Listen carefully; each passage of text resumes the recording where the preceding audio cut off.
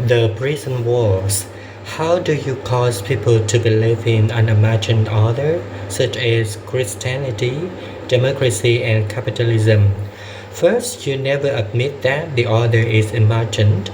You always insist that the order sustaining society is an objective reality created by the great gods or by the laws of nature. People are unequal not because Hammurabi said so, but because Enlil and Marduk decreed it. People are equal not because Thomas Jefferson said so, but because God created them that way. Free markets are the best economic system not because Adam Smith said so, but because these are the immutable laws of nature. You also educate people thoroughly from the moment they are born. You constantly remind them of the principles of the imagined order, which are incorporated into anything and everything. They are incorporated into fairy tales, dramas, paintings, songs, etiquette, political propaganda, architecture, recipes, and fashions. For example, today, people believe in equality, so it's fashionable for us kids to wear jeans, which were originally working class attire. In medieval Europe, people believed in class divisions, so no young nobleman would have worn a peasant smock. Back then, to be addressed as sir or madame was a rare privilege reserved for the nobility and often purchased with blood. Today, all polite correspondence, regardless of the recipient, begins with dear sir or madame. The humanities and social sciences devote most of their energies to explaining exactly how the imagined order is woven into the tapestry of life. In the limited space at our disposal, we can only scratch the surface. Three main factors prevent people from realizing that the order organizing their lives exists only in their imaginations. A. The imagined order is embedded in the material world. Though the imagined order exists only in our minds, it can be woven into the material reality around us and even set in stone. Most Westerners today believe in individualism. They believe that every human is an individual whose worth not depend on what other people think of her or him. Each of us has within ourselves a brilliant ray of light that gives value and meaning to our life. In modern Western schools, teachers and parents tell children that if their classmates make fun of them, they should ignore it. Only they themselves, not others, know their true worth. In modern architecture, this myth lives out of the imagination to take shape in stone and mortar. The ideal modern house is divided into small rooms so that each child can have a private space hidden from view, providing maximum autonomy. This private room almost invariably has a door, and in many households, it is accepted practice for the child to close and perhaps lock the door. Even parents are forbidden to enter without knocking and asking permission. The room is decorated as the child sees fit, with rock star posters on the wall and dirty socks on the floor. Somebody growing up in such space cannot help but imagine himself an individual. His true worth emanation from within rather than from without. Medieval noblemen did not believe in individualism. Someone's worth was determined by their place in the society hierarchy and by what other people said about them. Being laughed at was a horrible indignity. Noblemen taught their children to protect their good name, whether the cost. Like modern individualism, the medieval value system left the imagination and were manifested in the stone of medieval castles. The castle rarely contained private rooms for children or anyone else for that matter. The teenage son of a medieval baron did not have a private room on the castle's second floor, with posters of Richard the Lionheart and King Arthur on the walls, and a locked door that his parents weren't allowed to open. He slept alongside with many other youths in a large hall. He was always on display and always had to take in account what others saw and said. Someone growing up in such conditions naturally conclude that a man's true worth was determined by his place in the social hierarchy and by what other people said of him. B. The imagined other shapes our desires. Most people do not wish to accept that the other governing their lives is imaginary, but in fact, every person is born into a pre-existing imagined other, and his or her desires are shaped from birth by its dominant myths. Our personal desires thereby become the imagined other's most important defenses. For instance, the most cherished desires of present-day Westerners are shaped by romantic, nationalist, capitalist, and humanist myths that have been around for centuries. Friends giving advice often tell each other, follow your heart. But the heart is a double agent that usually takes its constructions from the dominant myths of the day, and the very recommendation to follow your heart was implanted in our minds by a combination of 19th century romantic myths and 20th century consumerist myths. The Coca-Cola Company, for example, has marketed Diet Coke around the world under the slogan, Diet Coke, do what feels good. Even what people take to be their most personal desires are usually programmed by the imagined other. Let's consider, for example, the popular desire to take a holiday abroad. There is nothing natural or obvious about this. A chimpanzee alpha male would never think of using his power in order to go on holiday into a territory of a neighboring chimpanzee's band. The elite of ancient Egypt spent their fortunes building pyramids and having their corpses mummified, but none of them thought of going shopping in Babylon or taking a skiing holiday in Phoenicia. People today spend a great deal of money on holidays abroad because they are true believers in the myths of romantic consumerism. Romanticism tells us that in order to make the most of our human potential, we must have as many different experiences as we can. We must open ourselves to a wide spectrum of emotions. We must sample various kinds of relationships. We must try different cuisines. We must learn to appreciate different styles of music. One of the best ways to do all that is to break free from our daily routine, leave behind our family setting, and go traveling in distant lands where we can experience the culture, the smells, the tastes, and the norms of other people. We hear again and again the romantic myths about how a new experience opened my eyes and changed my life.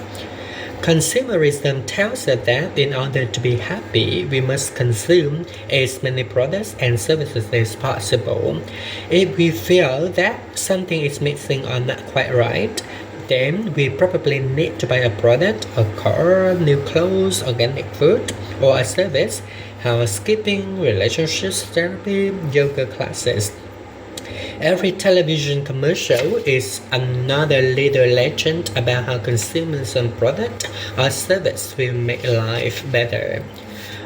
Romanticism, which encourages variety, meshes perfectly with consumerism. Their marriage has given birth to the infinite market of experiences on which the modern tourism industry is founded. The tourism industry does not sell flight tickets and hotel rooms, it sells experiences. Paris is not a city, nor India a country. They are both experiences. the consumption of which is supposed to widen our horizon, fulfill our human potential, and make us happier. Consequently, when the relationship between a millionaire and his wife is going through a rocky patch, he takes her on an expensive trip to Paris. The trip is not a reflection of their independent desire, but rather of ardent belief in the myth of romantic consumerism. A wealthy man in ancient Egypt would never have dreamed of solving a relationship crisis by taking his wife on holiday to Babylon.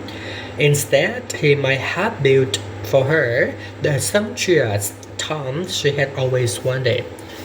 Like the elite of ancient Egypt, most people in most cultures dedicate their life to building pyramids.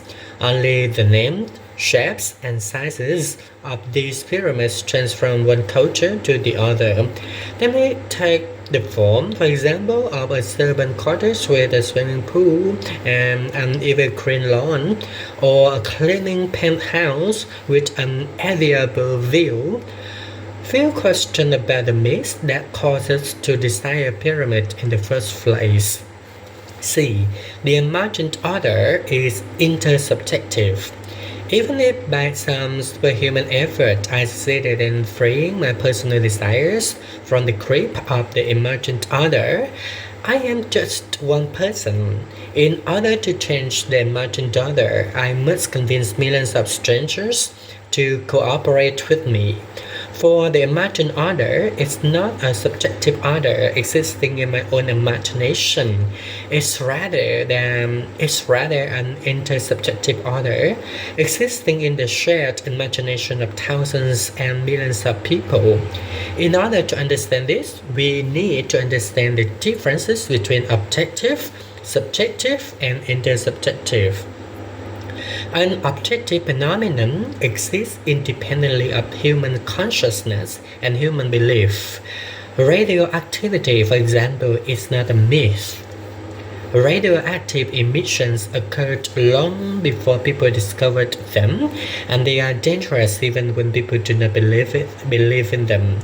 Marie Curie, one of the discoverers of radioactivity, did not know during her long years of studying radioactive materials that they could harm her body.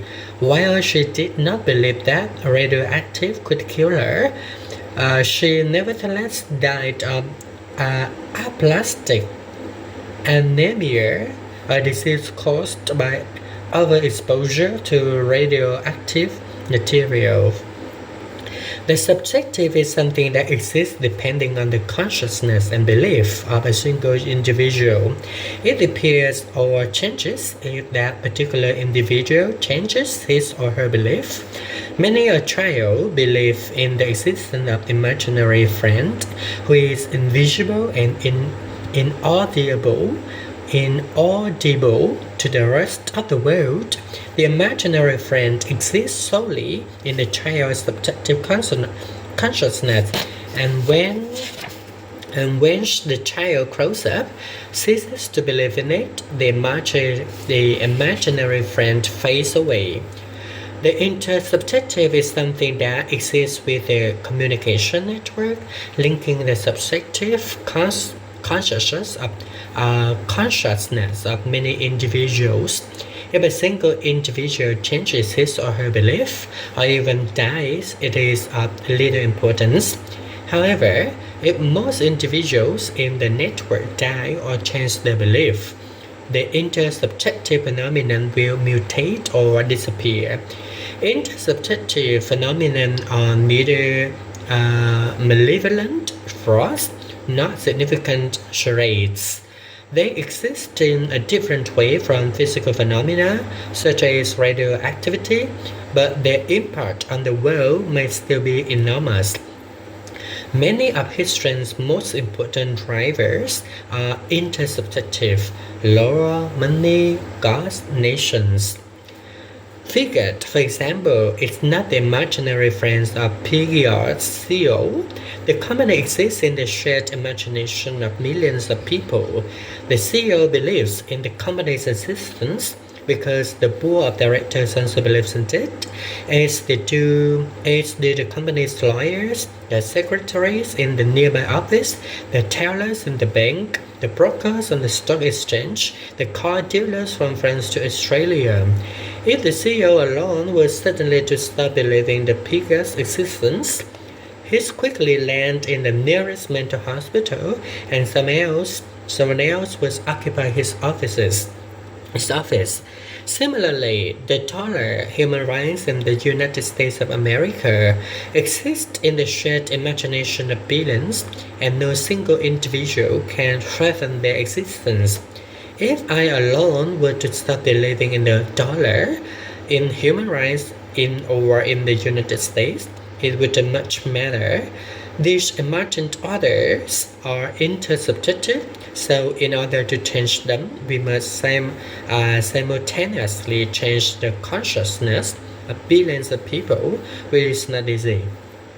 A change of such magnitude can be accomplished only with the help of a complex organization, such as a political party, an ideological movement, or a religious code.